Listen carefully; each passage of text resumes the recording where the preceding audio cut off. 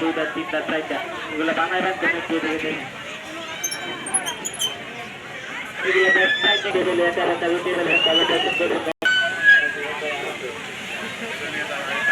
শালগম সুন্দর ভাজি তরকারির জন্য এই পাশ থেকে কাটতে পারবেন।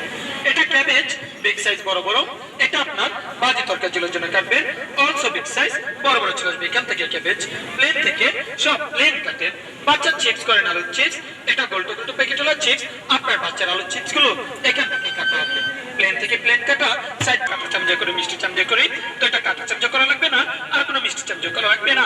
প্লেন থেকে কাটেন, কাটা কাটা পাতা পাতা, এটা স্টার স্টার শসা ডিজাইন হবে, গাজর ডিজাইন হবে। সবজি ছোট ধরে ধরে কাটেন, আপনার রিক্স না নিয়ে। সেফ হোল্ডার আছে।